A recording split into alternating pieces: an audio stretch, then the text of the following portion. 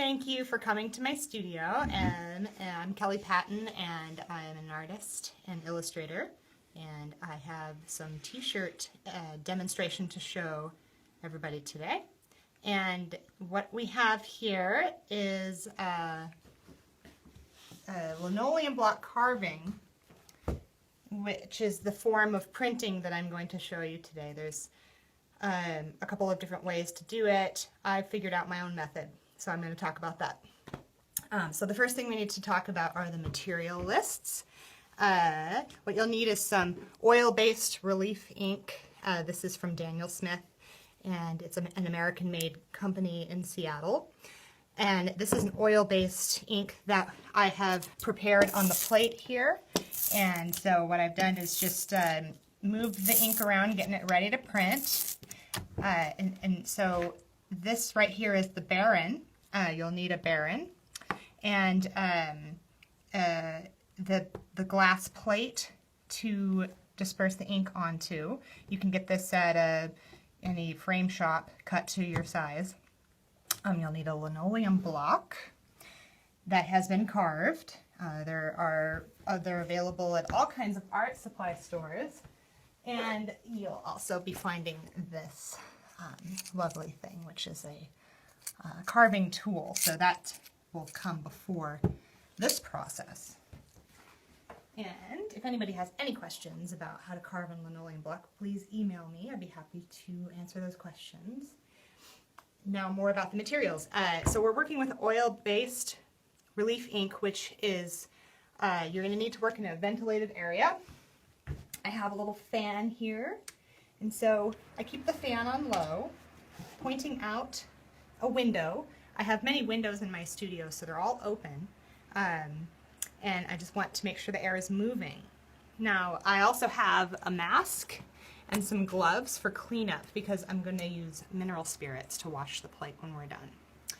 So we're going to be printing shirts, and I have a couple of sample pieces of fabric here, and the reason why I'm using these first before I print on the shirt is because we want to make sure that our sample is going to look as close to the perfect print that we want.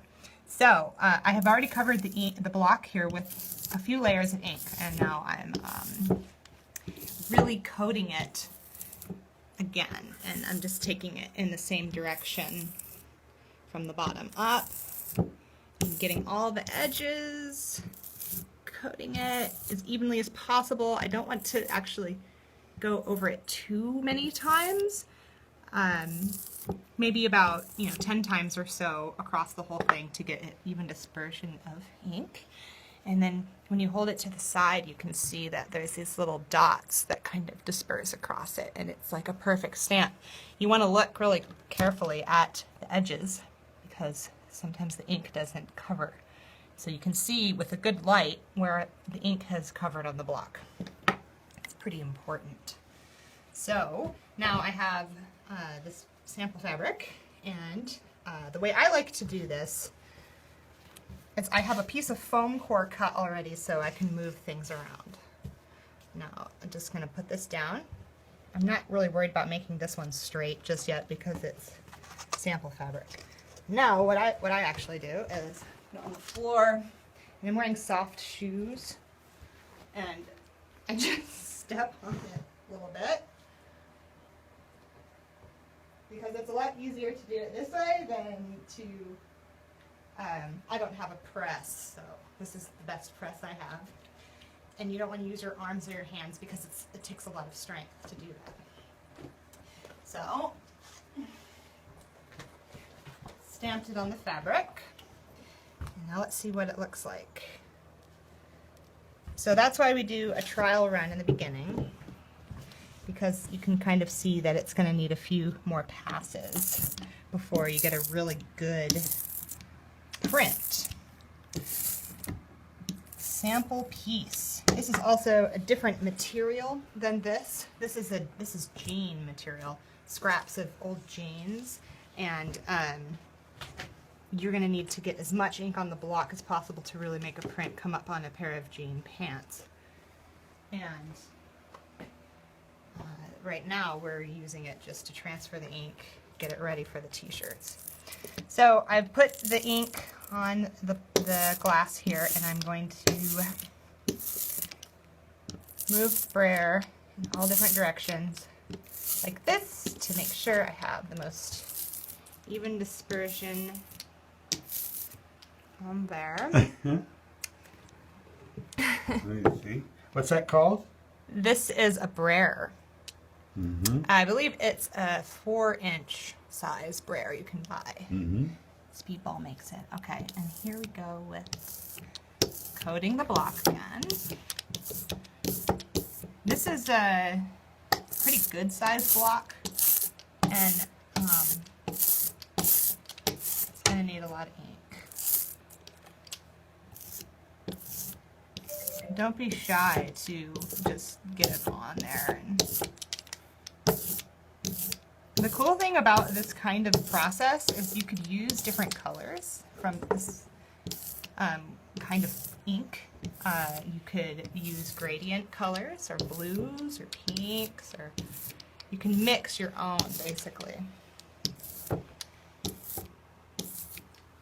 I'm really into the black print these days, and so now I want to look at it and make sure that I've got kind of this like scaly surface of ink, and I actually do see something that's stuck to it.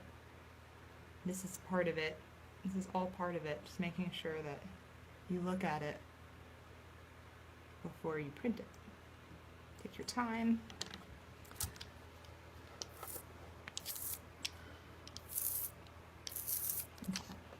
So, could we see it? There we go. Yeah. All right. So I'm just going to do another test run here. Step on it again. Yay. It's very exciting. Kind of like rock back and forth a little bit. And if you have a piece of foam core, that's really a great material to use under it because it's kind of gives. It's a little bit squishy.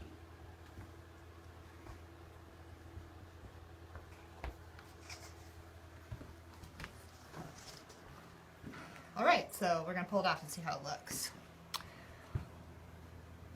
So that one is another sample run. Okay. So what did you learn? You just need to put more on just to get an idea how much to put on to make... Yeah, and this block actually requires a lot of ink. And so the first couple passes, the reason why you need the sample is because it's needing to get layers built up on this block so it can stick to itself. So the more ink you put on it, the more it's sticking to itself. And now what I do is I just squirt out of the tube in a line the top of the glass. And I take my brayer.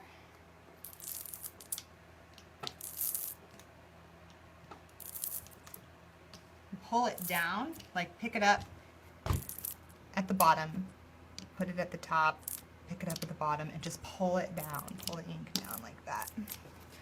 Then go to the sides like this.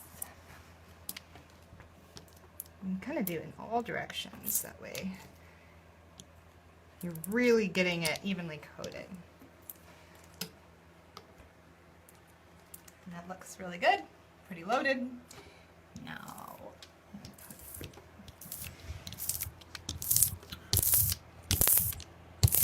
ink on the block, and it is a fine art process. It's the materials are fine art materials. Does take a lot of trial and error in the beginning, and the carving the block is also a really lovely process that takes some careful planning ahead and steady hand. So just take your time when you're doing this stuff. It's just, anybody can do this, just take your time. Go slow. So now I have a piece of white foam core that I have drawn a center line down so I know it's kind of a way for me to center the t-shirt. This shirt is doesn't have any seams on it, but you'll note, well, yeah, it does have seams at the top. What I do is I line the seams at the top here.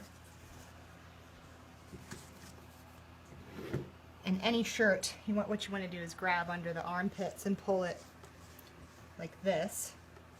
You'll find where the armpits are and the seams, and you pull them straight out. I like to use my table as a kind of a straight edge, so I can see, kind of eyeball it, and now I'm going to put the print a little bit further down on the shirt. I like to usually print it about 1 inch to 2 inches down from the neck, because it looks good on a person if it's in that place. If it's too far down, then it's kind of not the best position. And grab the seams, pull them out like this, loosen the fabric a little bit. Take your time, you know, doing this the first couple of times. And then I kind of draw like a line here so I can see that it's where I need to pull it in other areas to get it centered. This shirt is actually pretty loose and a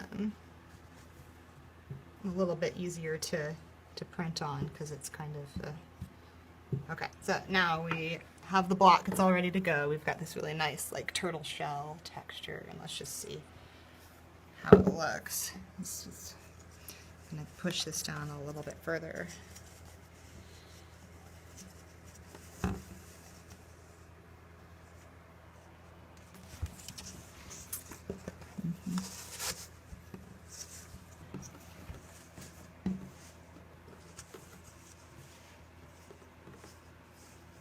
Seams. There we go. Okay, I can see that.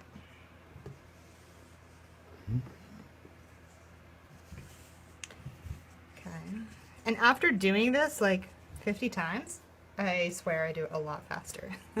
I printed about 60 of these shirts. Okay, so what I do is I grab it like this, and I look down at the shirt, take a deep breath. Oh my gosh.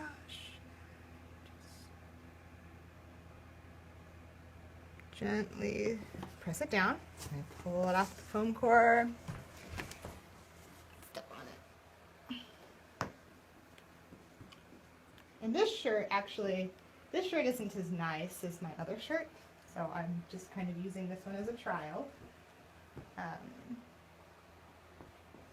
It's good to have some kind of used shirts to practice at first what you're doing.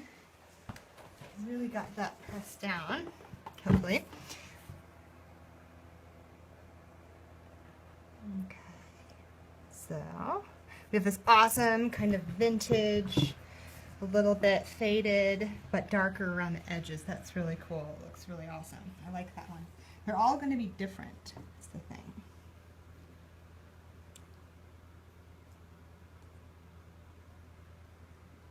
And we'll do the next shirt. So now that this one's done, just pull it off the foam core. There's a spot to hang it. Hang it up to dry.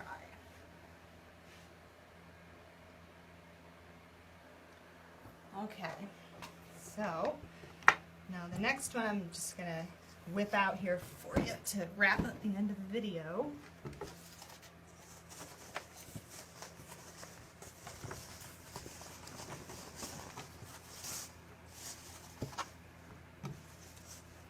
Find the seams at the top, down,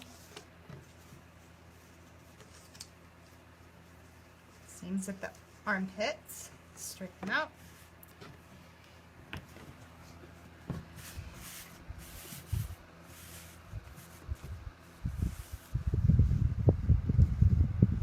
You can also kind of stand over it. This is a good height for the table to work on. Okay. Now coat the block again. Every time you print, you want to make a nice fresh coat. I have a good feeling about this one. It's starting to really turn out well. Okay.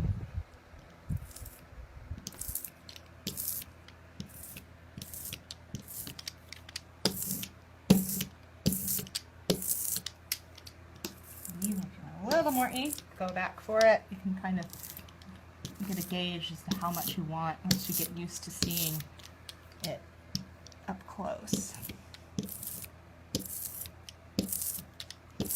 And you can also print these kinds of blocks on pieces of paper, fine art paper, and a lot of people do that with linoleum block printing or wood carving. And often you won't really need to coat the block with this much ink when you're working with paper, but you need to really do it when you're working with fabric because fabric really absorbs it. So keep that in mind. Okay, and then I hold it like this. It's the moment of truth.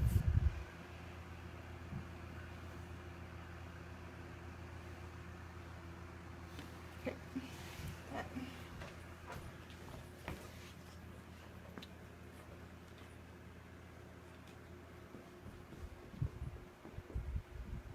So there is kind of a lot involved, but it's pretty simple and straightforward if you just be consistent with this kind of, and that you'll get exactly what you want, hopefully. With a little bit of unpredictability thrown in too. All right. This is a darker piece of fabric and it's not going to be quite as bright. What? I'm sorry, I think it was too far back. It's a darker piece of fabric. And so, as you can see, the black is a really good choice because it really shows up in a darker piece of fabric.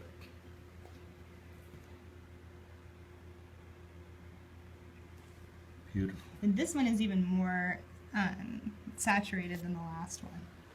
You can tell. So that's why it's really important to start off with some sample fabrics first, because you can see that it's faded in the beginning and it becomes more and more saturated.